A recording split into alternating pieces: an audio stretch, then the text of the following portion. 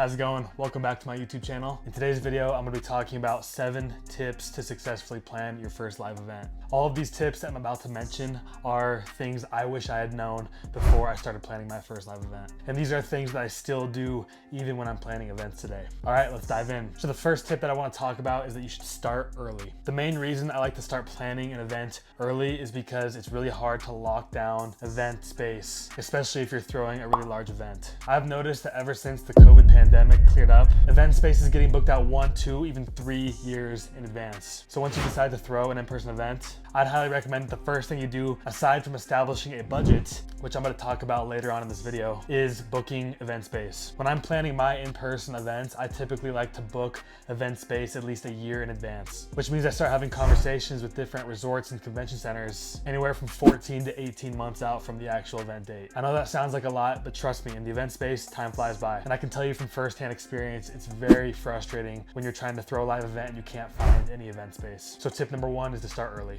All right, tip number 2 is to determine a frame and a goal for the event. Now, I've mentioned framing in a few videos before, but ensuring that your attendee comes into the event with proper framing is an amazing way to increase the experience for the attendee. And it's also a great way for you to achieve your goal of the event. Whether your goal is to create more brand awareness, to sell some sort of product or service, or to generate more leads for your company, whatever it is, it's gonna be much harder to achieve that goal without proper framing. A great example of this is one of the events that I throw, which is called Fund Launch Live. The whole point of that event is to educate people on how to launch and scale investment funds. And at that event, we also give people an opportunity to join one of our programs, which teaches them how to launch and scale investment funds. So the messaging and the product at that event are very aligned. However, none of that matters if the framing is off. Prior to the event, in all of our marketing and all the emails that we're sending out to our attendees, we are letting them know exactly what the event is about, and that is how to launch and scale investment funds. We're also giving them content to consume before the event. We're announcing speakers to let them know that's gonna be a speaker-heavy event. We're also letting them know what they should expect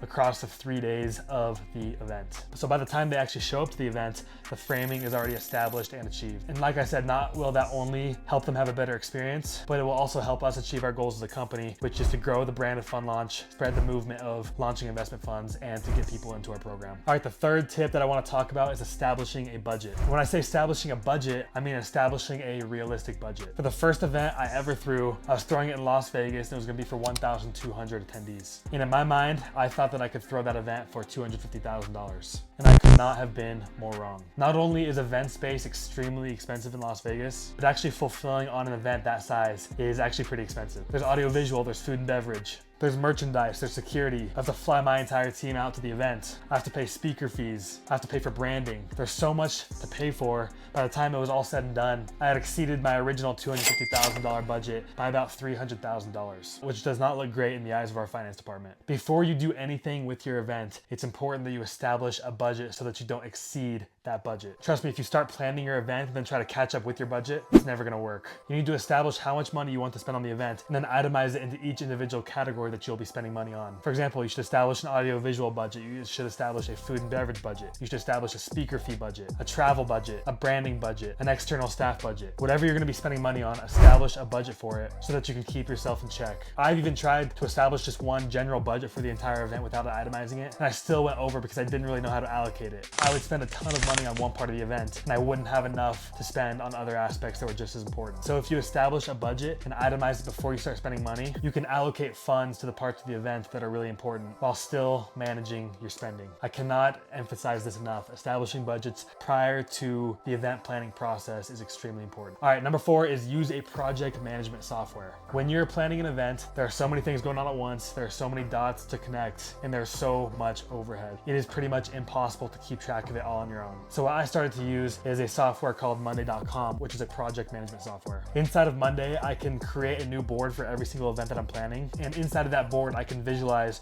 my entire 5-step event planning process. I can even establish due dates and write comments on projects that I'm currently working on. And now when I'm planning any event, I can go check the date and then go check Monday.com, and I know exactly what I need to be doing, what should be done, and what to do in the coming weeks or coming months. Before I started using a project management software for event planning, I would forget so many things. And this caused me a lot of stress, and it caused my team not to trust me to plan the events. But ever since I started using a project management software, I have had a much better time keeping track of all my projects. I've been way less stressed, and nobody in my company has to worry about the events team forgetting something because all of it is inside monday.com. And at this point, I can just copy and paste this process to every single event that I'm planning so that there's never any surprises. If you're planning events, I highly recommend using a project management software. Number 5 is to start selling tickets to your event through a launch. Instead of just casually opening up your tickets to be sold and starting to run ads to them without letting anybody know, I would highly recommend that you start selling tickets to your event through a launch. Think back to some of the most famous products of all time. Tesla, the iPhone, SpaceX, Instagram, Facebook, Twitter. All of these entrepreneurs release their product into the world through some sort of launch. Picture a launch as some sort of event, either in person or virtual, that you build hype up to before it starts. One way that we do this is we typically do a launch around Black Friday to start selling tickets to one of our events. A few weeks or even a few months before Black Friday, we start to drop hints to our audience that something big is coming on Black Friday. And we let them know that we're gonna be announcing this big surprise on a virtual event.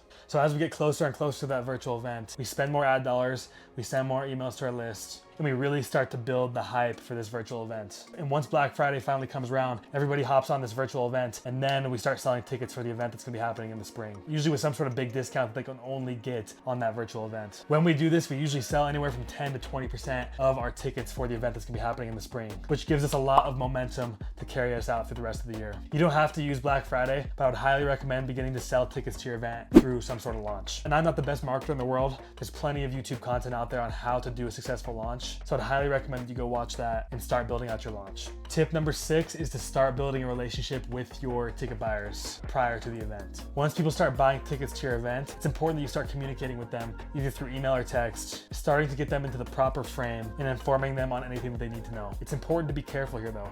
Yes, communication and building a relationship is good, but you can definitely do too much. The way that I usually do it, as the event gets closer, I start to send them more and more emails. So if we're still 3, 4, even 5 months out from the event, I usually send them an email maybe once a week or even once every 2 weeks. This is just high level information and reminding them to book their rooms through our room block. However, as we're getting closer to the event, we start to announce speakers and we start to send emails that are getting them more excited for the event. But as we get within 2 or 3 weeks of the event, I'll typically start sending them emails twice, maybe even 3 times a week. Every audience is different, so make sure that you're testing out different time frames between emails. However, it is very important to start building a relationship with your attendees before they get to the event. Tip number 7, and the final tip that I'm going to talk about in this video, is to hire contractors. None of the events that I have thrown would be anywhere near successful if I didn't have amazing partners and contractors that I was working with. This includes videography, photography, branding, merchandise. Whatever it is absolutely impossible for you to do everything on your own. And there are people out there who are very good at one segment of the event planning process. I have no idea how to find and source audio-visual equipment. I have no idea how to design merchandise. And I am not good enough at graphic design to design my own branding. So what I do is I find